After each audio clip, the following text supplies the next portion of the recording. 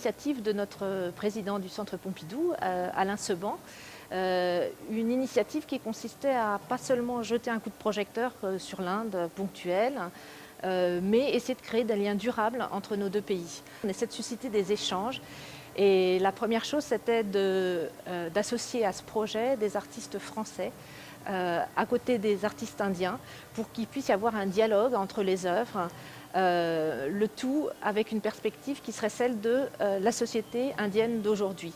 Les artistes indiens parlent de leur société. Donc ça c'est quelque chose qu'il faut bien voir et c'est pour ça que cette exposition a cette orientation.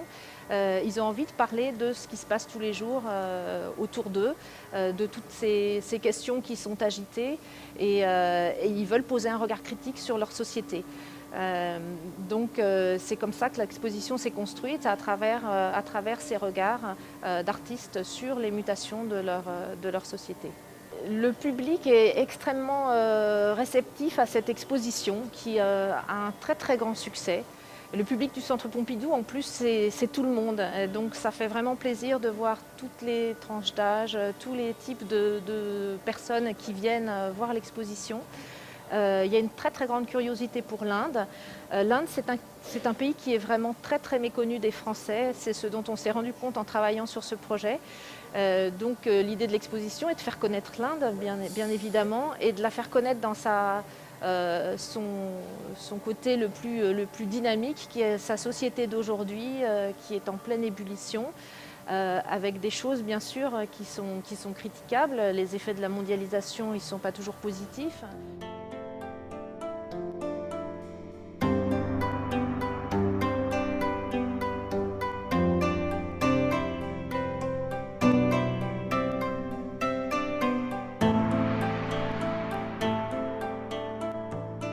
On est à l'intérieur du bidonville de Dharavi. Dharavi, c'est l'un des plus grands bidonvilles du monde.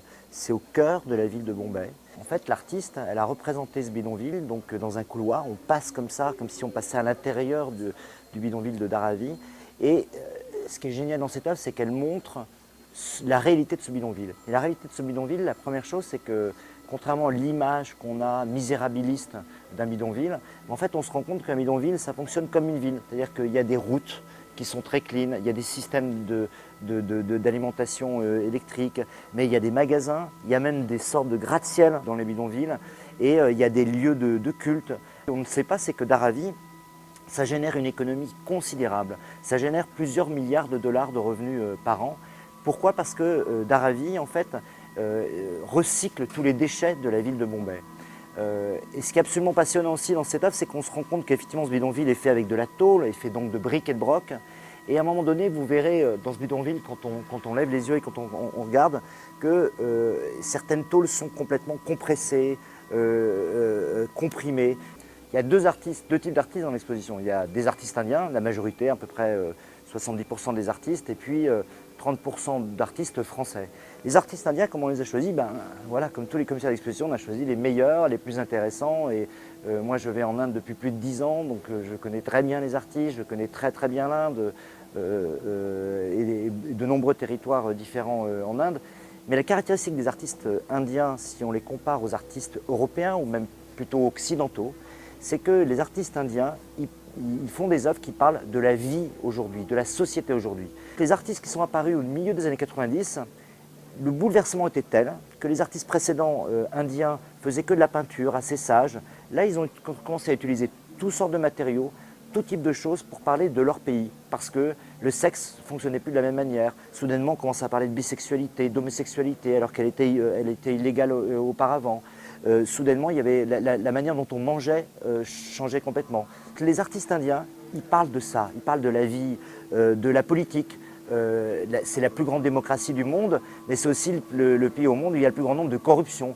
Il y a une œuvre magnifique dans l'exposition où on voit 3 couronnes de fleurs rouges qui ont l'air très très très belles comme ça, et on s'approche, on se rend compte que ces très belles fleurs en fait ce sont des lames de rasoir avec du sang autour. Pourquoi? Parce que ces couronnes de fleurs qui sont utilisées à la fois pour les cérémonies laïques et religieuses, eh bien un jour un terroriste en a mis une autour de lui et il a appuyé sur un bouton et ça a fait exploser une bombe qu'il avait en fait autour du cou, et Rajiv Gandhi en est mort en 1991. Nous avons des leçons à apprendre de l'Inde, et c'est le sens de cette exposition. Et c'est pour ça qu'il y a 30% d'artistes français qui sont allés en Inde pour aller regarder la société indienne et qui ont donné leur point de vue à leur tour sur l'Inde. Donc c'est deux visions de l'Inde, celui des artistes indiens et celui des artistes français.